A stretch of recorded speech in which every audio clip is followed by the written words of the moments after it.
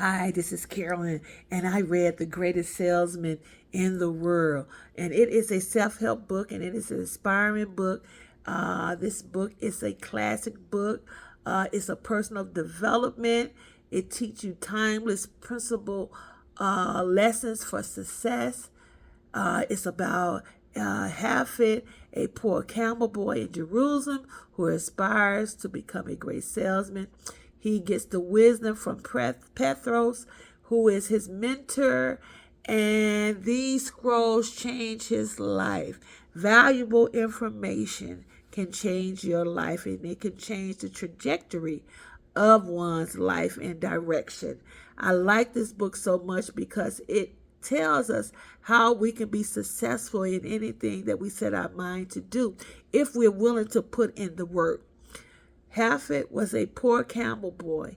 I like this book because he did not see himself as a poor camel boy all the time.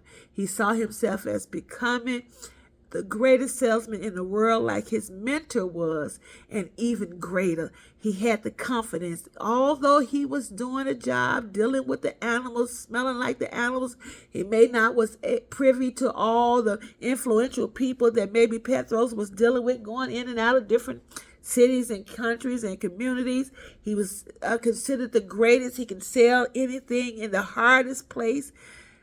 But that camel boy, Hafid, never stopped dreaming.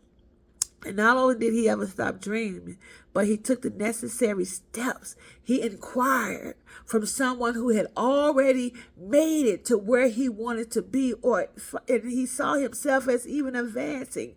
And I like the fact that Petros finally saw something in Hafid all those years and all those people he was dealing with. But it took that one person to come in. That one person who was the chosen one. And it made me think, be careful how you show up. You got to show up with your best, as your best, and with your best. And never doubt yourself. He didn't have any doubt in himself. He felt like I could go out and sell it the first time that he said he wanted to sell. But in between the things that he had to go through, Petros, his mentor, reminded him, look, are you willing to go the distance? Are you willing to go through these different things when you don't get your yes? And guess what? Hafid said yes. But he encountered a situation where there was a man, a woman, and a baby. And I enjoyed this. So it's like the biblical terms. It reminded me of Mary, Joseph, and Jesus. And that robe that he was supposed to sell. He wasn't supposed to come back and return with it. He was supposed to sell it because Petros gave him a charge to do it, to see if he was committed to being the best salesman in the world. And what was so intriguing about it is that he could not sell in the areas that they told him that he couldn't sell, although Petros was able to sell in these most difficult towns. But he took refuge in a cave, and there was a man and a woman and a baby. And that beautiful robe that he had, he did not even know the value of it. All he knew that it came from Petros and he was supposed to sell it. But out of empathy and sympathy, he gave it to that baby, that mother and that father. And it lets you know that success can be great. But if you're all selfish and for oneself, you won't see the benefits of it, or you won't have the happiness or the joy that comes with being successful. So Hafid returned without it, but something happened, and Petros saw the beautiful bright light that set over the city. Remind you of when Jesus was born, the star, the wise men, all of them moving around.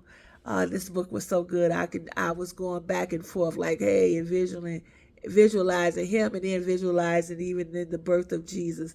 It had some similarities to it, although it's a fiction book. But it was a self-help book. It's a successful book. It teaches you about getting to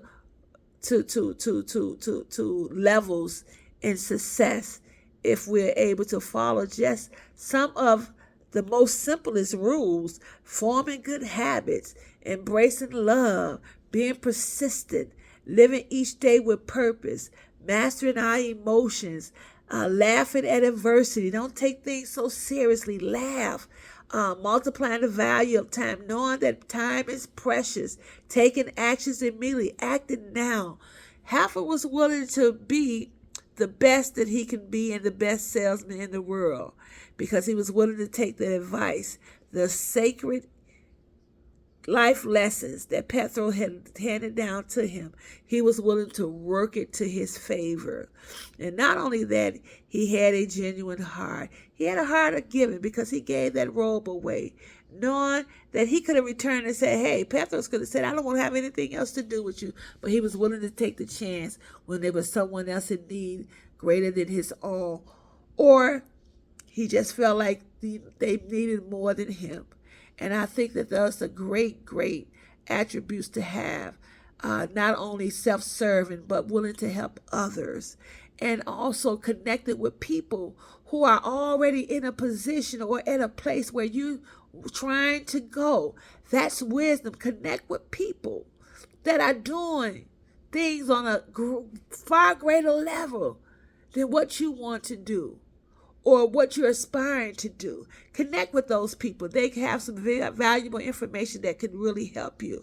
So I say to anyone that reads this book, the greatest salesman in the world lies in you. You can be the greatest if you're willing to put forth the work.